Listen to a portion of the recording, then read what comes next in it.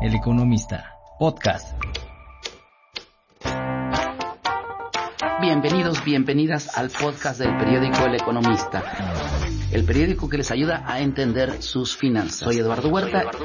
No olviden suscribirse y seguirnos en nuestras redes sociales. En Twitter, El Economista, en Facebook, eleconomista.mx y en la página del eleconomista.com.mx.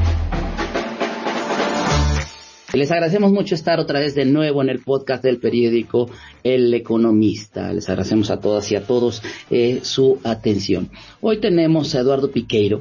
Eduardo Piqueiro es el director de México CO2.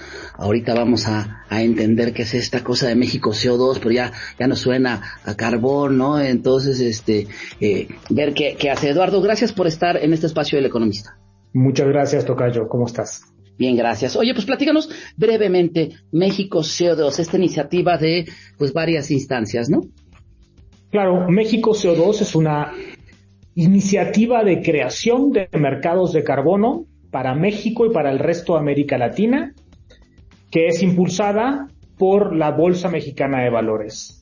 Nosotros nos autodenominamos creadores de mercado, market makers. Entonces trabajamos con la oferta, trabajamos con la demanda, trabajamos también con los reguladores para que México reduzca emisiones de la forma más barata posible y así llegar a sus objetivos de reducciones de emisiones impuestos en el Acuerdo de París, además de crear empresas con mayor valor. Si una empresa está más preparada para enfrentar el cambio climático, es una empresa más atractiva para sus inversionistas. A ver, vamos, mercado de carbono y después vamos esta parte de cambio climático. Mercado de carbono, ¿qué es esto, Eduardo? Vale, los mercados de carbono en verdad no son uno, sino que son varios. Mercados de carbono son mecanismos mediante los que una empresa o un individuo o una organización que emite emisiones de gases de efecto invernadero a la atmósfera, que son las que crean el cambio climático, el dióxido de carbono, el metano, etcétera, pues que puedes a través de este mercado reducir tus emisiones y ayudarte a cumplir tus objetivos. Por ejemplo, a través de la compra de un proyecto que está reduciendo emisiones de, una reforestación o captura de metano de un relleno sanitario, una empresa que emite cierta cantidad a la atmósfera puede reducirlas o llegarlas a cero y de esta manera, además contribuir con el medio ambiente. De esta manera lo que estás haciendo es todas tus emisiones a la atmósfera las compensas por un proyecto que está haciendo exactamente lo mismo, pero fijándolas en una forestación o con un proyecto que está destruyendo un gas de efecto invernadero. Ahorita vamos a esa parte de pagas, ¿no? De alguna manera. A ver, déjeme tratar de explicarnos y si estamos equivocados en algún momento nos los dirás, ¿no? Yo emito gases de efecto invernadero. Entonces, y decías dióxido de carbono y este tipo de cosas. Imagínate todos los gases que la industria ganadera, ¿no? Las vacas, todo esto emiten al medio ambiente. Entonces, estos gases, nosotros podríamos decir se van al aire, sí, pero estos gases contaminan. Estos gases nos perjudican en la parte de contaminar el efecto invernadero. ¿Qué es este efecto invernadero? La parte de que los rayos del sol no pueden entrar, los gases no se dispersan, entonces tenemos un gran problema. ¿Es un poco esta parte que por ahí va eso? Es exactamente eso. El efecto invernadero existe de manera natural. Ha existido durante millones de años y gracias al efecto invernadero es que existe la vida sobre la Tierra. Lo que hace es mantener la energía solar capturada entre la corteza terrestre y la atmósfera. Exactamente igual que un invernadero. No sé si alguna vez entraste, tocayo, pero se siente un poco más caliente porque se captura esa radiación. Lo que estamos haciendo con estos gases que son nocivos es aumentar la capita como del invernadero, ¿no? Lo que nos mantiene aislados de la atmósfera. Entonces, capturamos mayor cantidad de radiación y por lo tanto aumentamos la temperatura.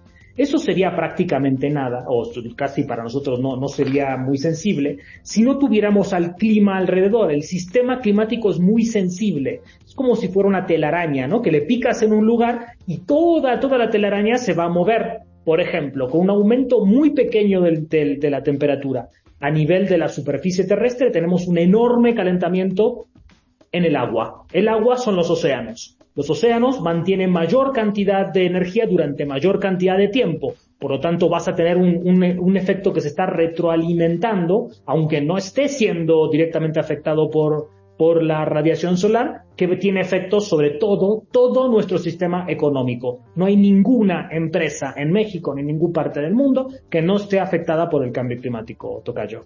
Vamos a poner la parte del cambio climático y la gente, pues las playas se están viendo afectadas para la gente si va a la playa, ¿no? Pero el calentamiento del agua, pues significa el deshielo de los polos, ¿no? La vida marina, cosas que a veces no entendemos, Eduardo, y déjame pasarlo, ahorita vamos a esa parte técnica, pero déjame pasarlo, pues lo hemos vivido en este país, ¿no? En México tenemos un problema de falta de agua, ¿no? Eso es un problema que viene con el cambio climático, por la falta de lluvia, todo este tipo de cosas. Decía alguien por ahí que la Tercera Guerra Mundial pues va a ser por agua, ¿no? Entonces, para que nuestros escuchas ubiquemos el problema es la gente que vive en la Ciudad de México, pues tenemos el río Cutzamala o el sistema Cutzamala que trae todo el agua a la Ciudad de México, pero cada vez viene de lugares más alejados, y en los estados aledaños dicen, pues ¿por qué se llevan el agua de aquí para los capitalinos, no? Verdaderamente ese es un grave problema que hay, ¿cierto? Enorme problema que tenemos. La disponibilidad de agua en México es extremadamente baja. Las modelaciones más optimistas, tocayo, hablan que el día cero de agua, o el día que nos vamos a quedar sin agua en la Ciudad de México, va a ser dentro de 3 años, en 2026. Y como si esto fuera poco, ya el día de hoy, no ayer, el día de hoy, menos de la mitad de las casas de la Ciudad de México, la zona conurbada de la Ciudad de México, está conectada a la red de agua. Entonces ya es un problema de las ciudades, específicamente de la Ciudad de México, y estamos en un problema enorme de abastecimiento. Estamos tomando agua de 200 kilómetros a la distancia y lo tiramos ahora después al Atlántico, a 400 kilómetros hacia el Atlántico, y no estamos utilizando nada del agua de lluvia. Inevitablemente el gobierno que sea, o la administración que sea, la empresa que quiera subsistir en este ambiente, tiene que encontrar la forma de hacerlo con un bien que es cada vez más escaso, que es el agua. La parte esta es importantísima lo que dices. Fíjate que el otro día estábamos cerca de una colonia, pues dirían en esta administración y muy de moda fifís, ¿no? Por ahí por las lomas, y había un letrero de la delegación que decía: no es el costo del agua, no hay agua, ¿no? O sea, en esa zona decir, pues yo la pago, ¿no?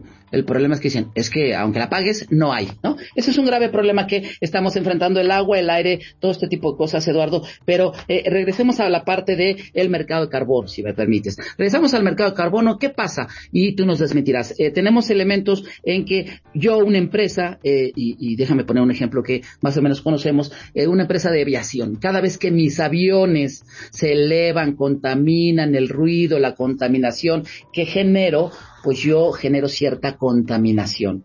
Y si no mal recuerdo, hay empresas o hay aerolíneas que te dicen, tú puedes pagar una cantidad de dinero por ese boleto que compraste, ¿no? Pagas una cantidad de dinero por ese boleto que compraste y con eso vas a compensar. No puedo dejar de volar porque soy un avión y manejo turbocina, todo ese tipo de cosas. Pero con este dinero que yo voy a dar, voy a compensar. Yo contaminé, si lo llamamos de esta manera, no sé, 3 toneladas de dióxido de carbono. Pues voy a compensar dándole a una empresa que genere la absorción de este dióxido de carbono. ¿Sí o no? Por ahí va. Correcto, es exactamente así. Son proyectos que capturan o reducen emisiones de gas de efecto invernadero. La industria de aviación es importante porque es un servicio que muchos utilizamos muchas veces. Ahora bien, déjame decirte algo. No es obligatorio. Para la aviación no es obligatorio. La gran noticia que tenemos ahora, tocayo, es que en muchos lugares de México ahora ya es obligatorio pagar por tus emisiones a la atmósfera. Y déjame decirte algo. Es la principal recomendación que te hacen todos, Naciones Unidas, el Banco Mundial. No puedes reducir emisiones si no pagas por emitir. No puedes hacerlo y ya no hay más tiempo para hacerlo. Como veíamos con el tema del agua, se nos acabó el tiempo. Ahora o pagamos por emitir y por lo tanto damos una señal de precio, o bien pues pues vamos para atrás. A ver, ¿dónde ya hay que pagar por contaminar?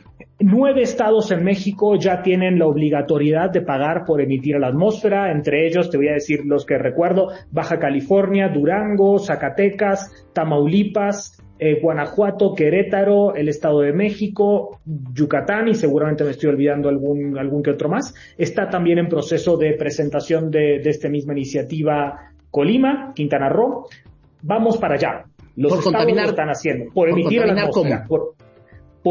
¿La industria ganadera, por ejemplo?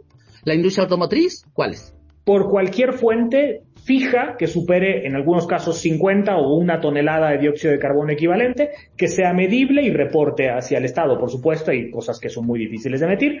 En este momento es todo lo que sea fácilmente medible. Déjame decirte, Eduardo, que el principal sector que emite emisiones de gas de efecto invernadero a la atmósfera en México es el sector transporte. Casi el 25% de las emisiones. El segundo sector es la generación de energía eléctrica. Aproximadamente un 20-23% de emisiones proviene de la generación de energía eléctrica. El tercero es la gran industria, ¿no? La industria que emite mucho a la atmósfera, del tipo las acereras, el sector cementero, los sectores más intensivos en el uso de energía, y también la transformación. Ahí entra también gran parte de la producción de alimentos. Por último, uno de los sectores que menos emite, donde está la ganadería, cerca del 7%, es el sector de agricultura. Oye, ganadería, ahorita hablamos de la parte de ganadería, Eduardo. Eduardo Piqueiro, México, director de México CO2. ¿Qué tan mal estamos, Eduardo? ¿Qué tan mal está el mundo? Había alguna vez que Mafalda decía, o Quino decía a través de Mafalda, paren el mundo, ya me quiero bajar, ¿no? ¿Qué tal está el mundo en este momento, Eduardo? Estamos en algo que se llama un punto de quiebre a nivel climático y ya desafortunadamente lo pasamos. El clima ya cambió de modo irreversible. La temperatura aumentó ya por lo menos 1,5 grados en la mayor parte de la superficie terrestre.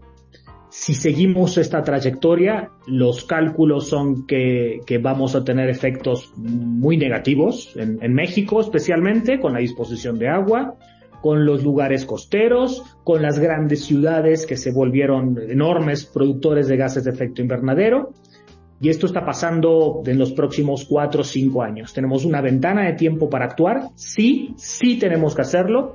Nos quedan 4 o 5 años para revertir y dar vuelta esta tendencia. Caso contrario pasa esto que te comentaba. No hace falta que les comente a todos los que están escuchando las temperaturas récord en todo el país y fuera del país, y la ausencia de recursos hídricos que vemos en todos lados, y el número récord que estamos recibiendo de huracanes cada vez más poderosos todos los años. Estos son efectos del cambio climático. Un efecto más es la pérdida de biodiversidad, y un efecto secundario de todo esto es el impacto que tiene en nuestra actividad económica.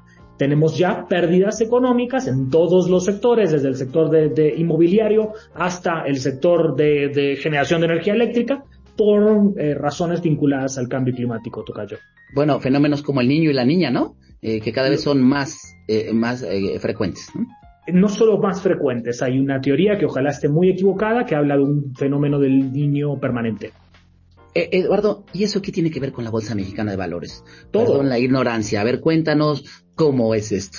Por supuesto, el clima tiene todo que ver con la actividad humana. El hombre, pues, tiene vida sobre la Tierra gracias al clima, que hay un clima que es habitable y él se pudo adaptar, ¿no? Él o ella se pudo adaptar al clima.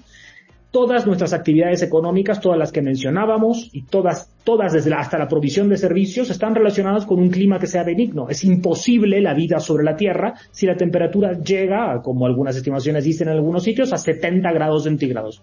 No tenemos chance de vivir ahí. Es imposible o cada vez más difícil la producción de alimentos. Es difícil. ¿Cómo vamos a hacer en el campo mexicano, donde sabemos que tenemos una situación particular, para seguir siendo competitivos? ¿Cómo vamos a ser todavía competitivos en industria que exporta mucho en Estados Unidos? Por ejemplo, los coches que hoy son de combustión interna. Sabemos que en el futuro muy próximo los coches eléctricos no solo son la macro tendencia, sino que son los más competitivos. Estamos sufriendo hoy en día una enorme transformación, una transición acelerada en grandes sectores de la economía. Es importante acompañarlos, es importante que todas las empresas lo hagan, porque una empresa que siga la tendencia del cambio climático, es decir, de volverse fuerte, resiliente ante el cambio climático, es una empresa que quiere vivir, y los inversionistas quieren vivir invertir en cosas que van a estar en los próximos años. Vamos a ver la parte esta de los inversionistas, que se me hace algo interesante. ¿Qué tan conscientes están las empresas en México? ¿Qué tan conscientes están las empresas que contaminan? ¿Y qué están haciendo ante eso, no? Mira, pues yo creo que salimos un poco del síndrome de Estocolmo. Antes teníamos el síndrome de, bueno, pues sí, el petróleo, claro que sí, vamos a seguir produciendo con el petróleo durante mucho tiempo. Eso ya sabemos que eso no es así, que el petróleo y el gas natural y el carbón, sobre todo, están de salida. No vamos a poder seguir dependiendo de ellos mucho tiempo más. Eso lo saben todas las empresas, muchas están tomando acciones. Para nada sorprendente les va a resultar que una gigantesca proporción de empresas que están listadas en esta bolsa tienen planes de descarbonización muy serios que no solamente los afecta a ellos, sino a toda su cadena de valor, ¿no? Entonces, estoy seguro, no solamente esto afecta a las empresas grandes que cotizan en bolsa, también a todos sus proveedores. Entonces, es importante tenerlo en mente.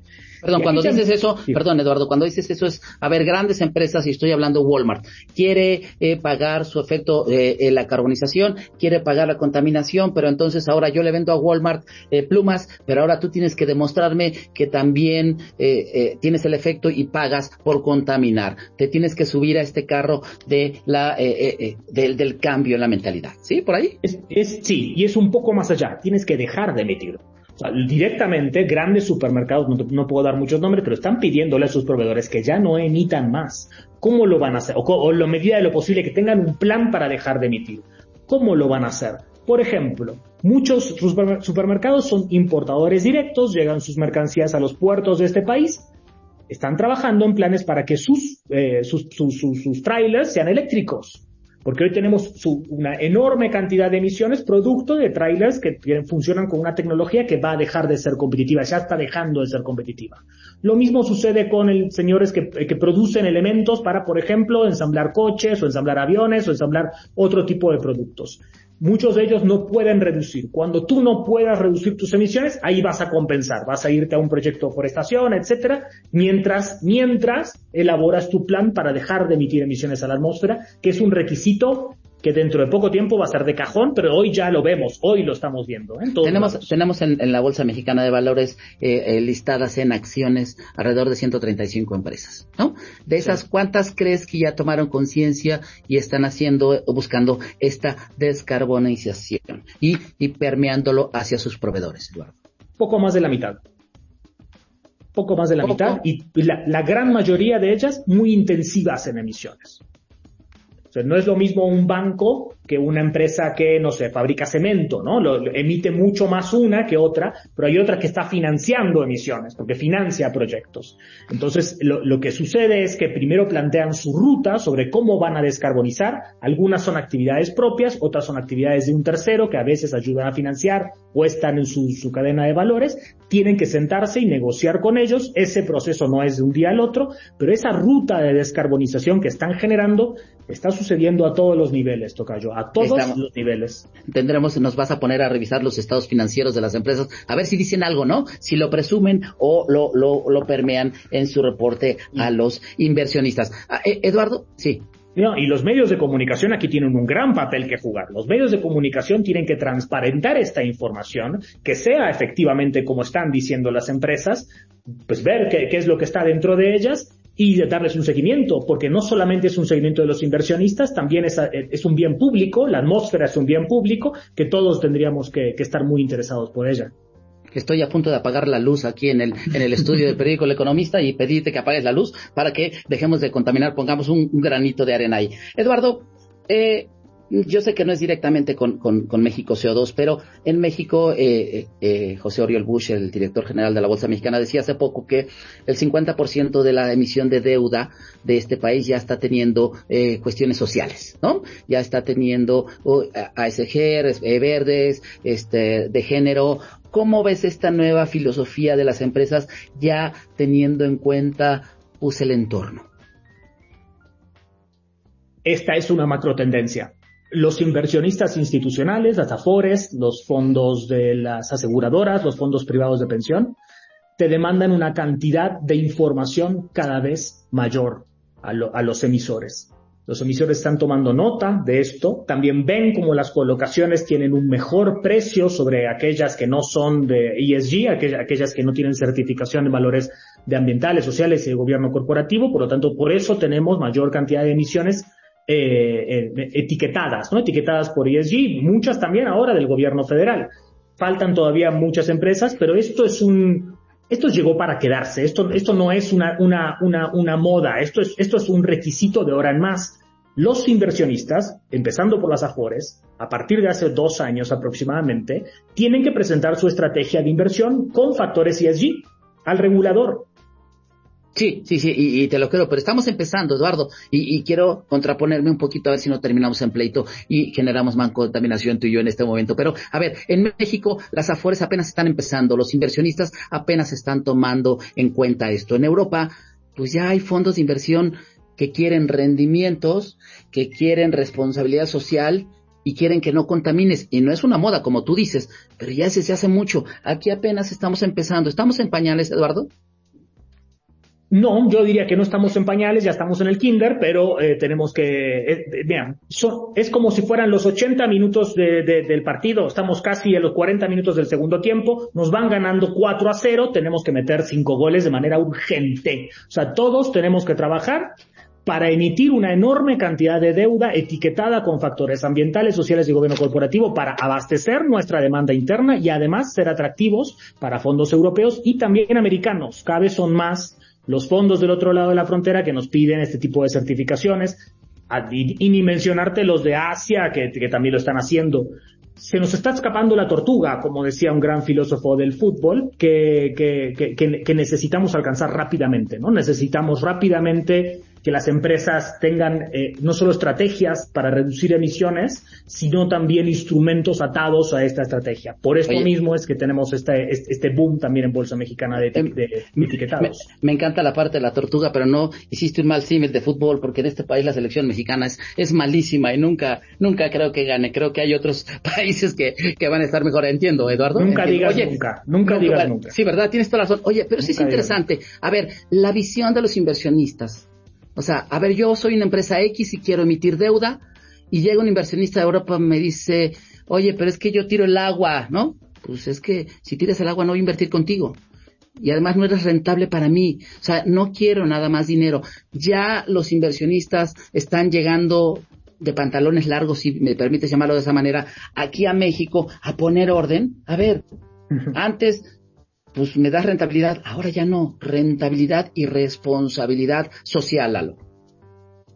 Antes de la pandemia escuchábamos de algún que otra empresa grandota que iba para Europa y le preguntaban muchísimo de factores ambientales.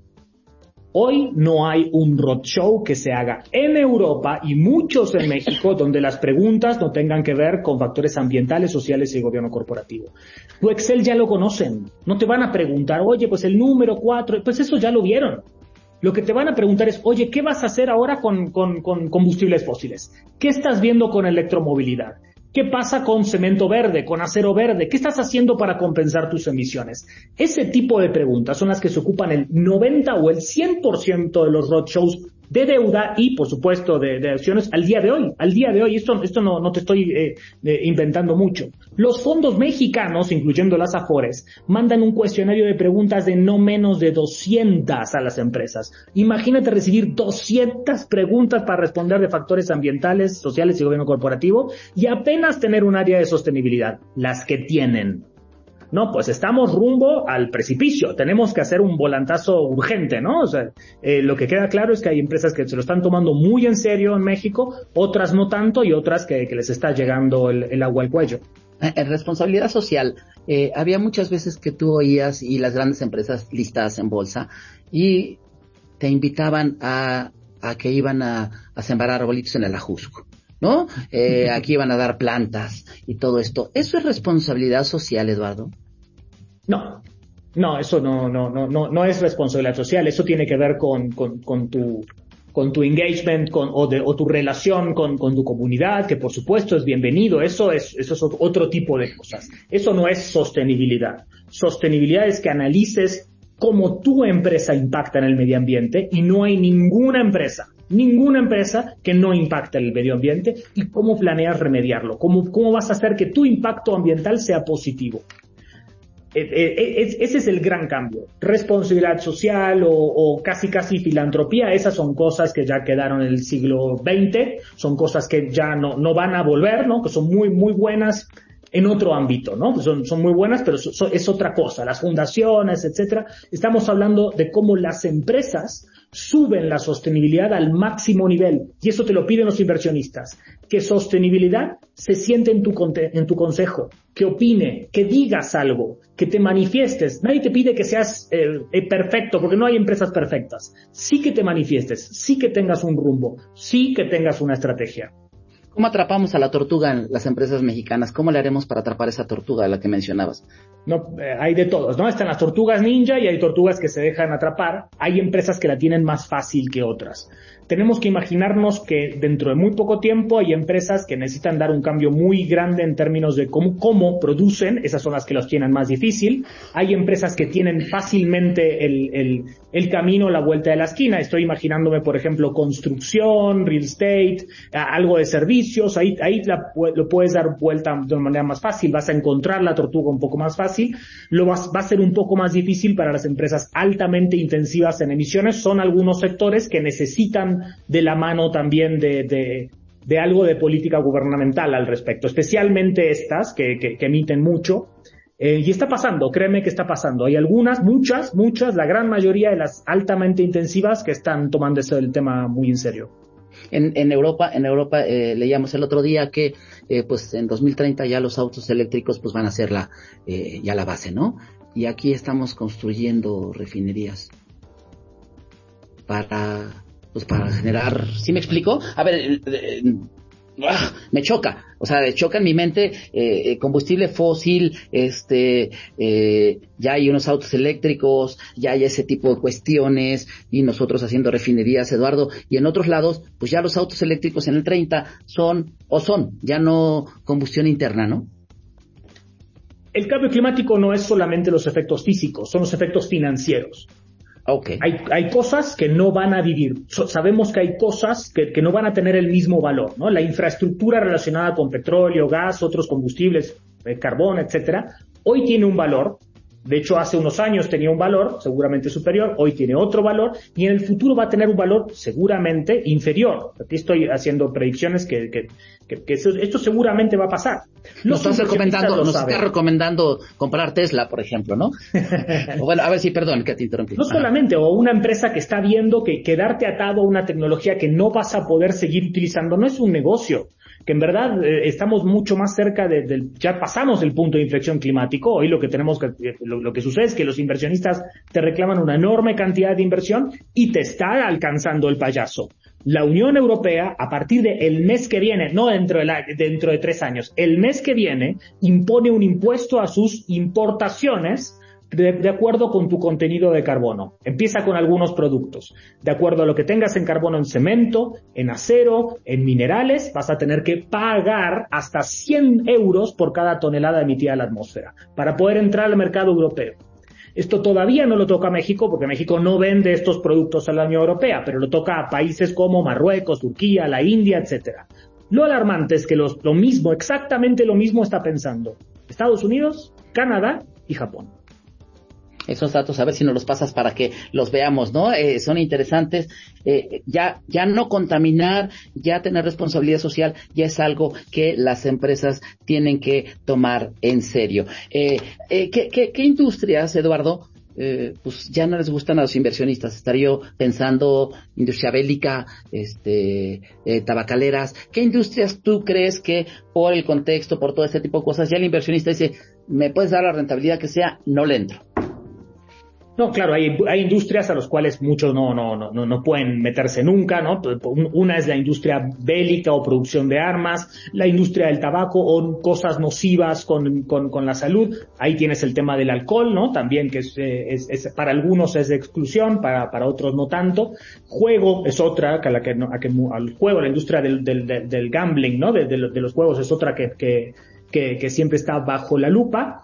Cada vez más en este grupo entra el carbón, el carbón mineral entra en la lista de exclusión de prácticamente ya casi todos los bancos comerciales en México también. Y estás comenzando a seguir ese camino el petróleo. El petróleo también está comenzando a seguir ese camino para grandes bancos y poco a poco está comenzando a permear también con inversionistas institucionales. Que Eduardo, habría que ver también, por ejemplo, pues las empresas de marihuana, es Naturalita y todo esto, y han crecido brutalmente en las bolsas en Canadá y en Estados Unidos. También es paradójico, ¿no? Esta parte de decir, no sé.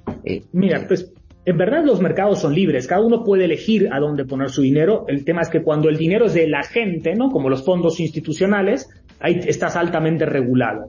Desconozco cuál será el tema específico con esa industria en particular, pero te aseguro que estamos comenzando a ver ahora mismo regulación sobre el tema de carbono en fondos institucionales, no en Europa, en Brasil.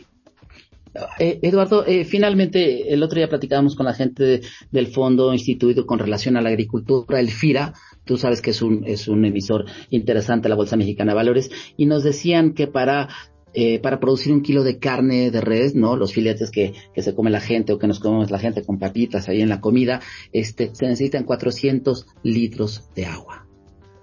¿Por qué? Porque la vida de todo el becerro va tomándolos para producir 1 kilo. Cuando oyes eso dices, estoy a punto de volverme vegetariano, Eduardo. O sea, 400 litros para 1 kilo de carne de una vaca que puede pesar 500 kilos. ¿No es una paradoja? Por supuesto, ¿no? Aparte, ¿cuánto tiempo tardó la vaquita en crecer? 2 años versus, suponte, 1 kilo de lechuga, que habrán sido 3 meses, tal vez, 4 meses en el caso de un ser vegetal.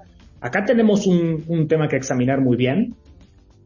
No tengo dudas que vamos a llegar también al tema del contenido de carbono y el contenido hídrico de algunos alimentos en particular, y cómo también debería haber una señal de precio adicional ahí, así como el IEPS hoy tasa el azúcar dentro de los alimentos y las grasas trans. No te quiero decir nada, pero te adelanto que dentro de poco tiempo la OSD va a salir a decir exactamente lo mismo con el contenido de carbono de los alimentos. No lo digas, si quieres escríbelo, Eduardo. Oye, finalmente como un consejo para los escuchas, algo que podamos hacer nuestros escuchas, ¿qué podríamos empezar a hacer en lo particular y después que vaya permeando a la sociedad, a la colonia, a la ciudad, al país? ¿Qué podríamos hacer? Yo creo que 2 cosas. Número 1, a todos aquellos que invierten en bolsa o invierten en algún mercado, que se fijen en dónde están invirtiendo. Que vean qué cantidad de emisiones tienen aquellas empresas, aquellos productos en los cuales están invirtiendo. Demanden esa información que debe ser pública. Necesitamos esa información para poder tomar decisiones verdaderamente informadas. Esa es la primera. La segunda es, pues, aquellos que no tienen la suerte todavía de poder invertir en mercado bursátil, que comiencen por su casa. Ya separar los residuos es obligatorio en casi todas las ciudades de México. Ya es hora de que comencemos por lo menos con residuos orgánicos versus inorgánicos. Este tiempo pues ya tendría que haber pasado, pero es hora de que todos cumplamos con esa reglamentación. Y algo más, aquel que pueda poner paneles solares, aquel que pueda desconectarse de la red en varias regiones del país, esto es posible. Es hora de que lo hagamos. Ya no hay más tiempo no solamente no hay más tiempo que perder, es un riesgo estar conectado. Es un riesgo en el sentido de que el suministro es el que es inestable. Tenemos que comenzar a pensar en un mundo que necesita y va a funcionar con mucho menos combustibles fósiles, Eduardo. Eduardo Piqueiro, director general de México CO2, te agradecemos mucho por haber estado en el podcast del periódico El Economista, y bueno, pues ahí quedan tus palabras, la responsabilidad. Este mundo es el único mundo que tenemos y al que tenemos que cuidar, ¿no? Gracias por haber estado en El Economista. Soy Eduardo Huerta. No olviden suscribirse y seguirnos en nuestras redes sociales. En Twitter, El Economista, en Facebook, eleconomista.mx y en la página del eleconomista.com.mx. El Economista, podcast.